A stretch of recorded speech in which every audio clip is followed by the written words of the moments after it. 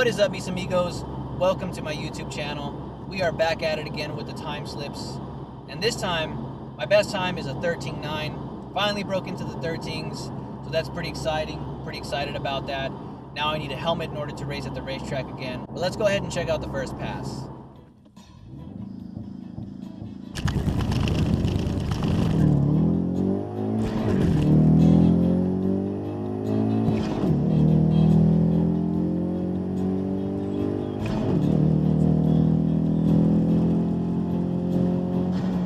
Okay, I think that was probably a 13. We'll see what happens. If it's a 13, that's unfortunate because now I'm gonna have to get a helmet and I'm not about to pay $25 to rent a helmet from here. How's it going, man?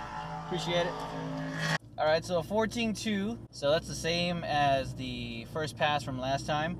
So as you can see from the launch, there was a lot of wheel hop, and that was me essentially trying to use launch control. I launched at the lowest RPM that the car would let me launch at, which is 3,000. And let's just say I never want to do that again. So the rest of the passes that night, I didn't use launch control. But as you can see, I ran a 14.2, which is consistent with the first run from last time. So that's very good, I think. So I had 3 passes again, and I had charge temps of over 100 degrees. I think the last pass had a charge temp of about 101 to 102 degrees. Fahrenheit. So I drove my car there, right, and it was fairly warm outside. It wasn't too bad, but it was obviously enough to have a charge temp of over 100 degrees Fahrenheit when I got to the track. And then I went through a whole tech inspection. I got in line, did my first run, came back, had charge temps of over 100, and then I got back in line. So let's check out pass 2.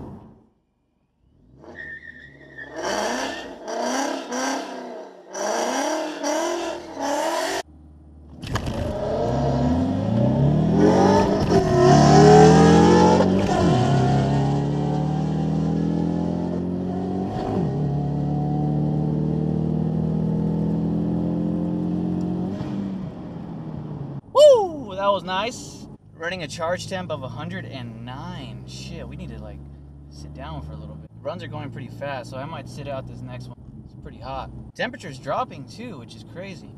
Appreciate it, man. All right, that was better. 14.0 that time. So we're getting closer. Yeah, we'll definitely let the car kind of cool down a little bit. As you can see from pass 2, that was a bit better.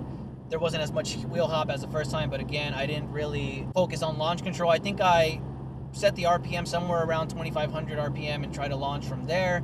But one of the problems that I'm noticing now from all 3 launches is that essentially what I'm doing is putting my RPM up right to around 2,500 or what was 3,000 for the first run where I used launch control. And then I'm just dumping the clutch rather than trying to ease out of it. So I think if anything, I need to start focusing more on slipping the clutch out more smoothly.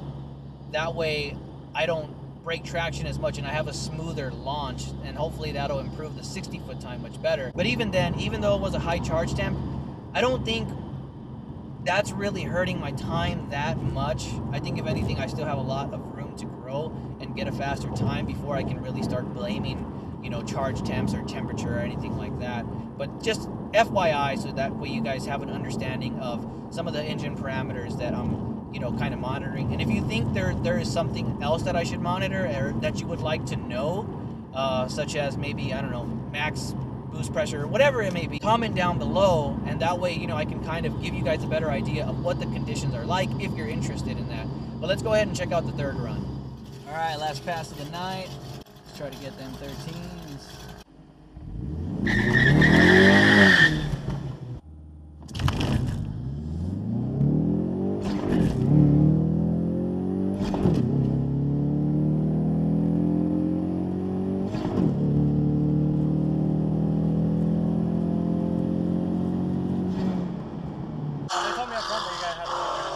I gotta have a helmet? Yeah, you guys are having the helmet. Oh, that means I got 13s or what? Yep. Damn! Hey, accomplishments, man. Appreciate it. All right. Got the 13. Got the 13. 13.9. So as you can see from the third run, I managed to get a 13.9. And what I failed to mention for my second clip is if you pay attention to when I did my burnout, the car died out. And the reason that is because my primary objective was to run a 13 that night, right? Which I did. But also my secondary objective was to use line lock successfully, because I want to be able to use it successfully. That way, if I ever get a proper drag tire for this car, I'll be able to use line lock with no problem. And I know that might seem kind of dumb, because it's like, how can you not use line lock properly? But when you're up there at the track and you're new to everything, you know, everything feels so fast paced. And line lock is like, you have to hit okay, hold the brakes, hit okay. I mean, it just feels like a very long time. And then the test might fail, or in the case of the second run, what happened was somebody was in front of me with one of those mops. I think I don't know what that does. I guess it maybe dries the track a little bit or something. I don't know exactly what it does. But there was somebody in front of me doing that. And so the guy who signals me to do, or, you know, signals you to do the burnout was waiting for him. And I had managed to get line lock to engage successfully. But what ended up happening was this guy was in the way. And so the guy who tells you to do the burnout was waiting. And so the timer for line lock was counting down. It starts at like 11 or 12 to 15 seconds. I can't remember what the time it starts at. But the timer's just counting down, right? And I'm like looking at the guy and I'm like, come on, hurry up, hurry up, hurry up, hurry up, right? And finally, the timer gets to essentially about 1 second. And then he signals to do the burnout. So I tried to catch it right before, but I think it was just too late. The test ended up failing and the car ended up dying out. Another thing is, I don't want to say it's disappointing, but more motivating, is that Car and Driver, you know, I guess it's a car magazine or a website that, you know, reviews cars and things like that. They reviewed the 2018 manual Ecoboost Mustang, kind of similar to this one, and they managed to run a 13.7 in a stock car, bone stock, which I guess it is what it is, right? If that's what they ran, that's what they ran.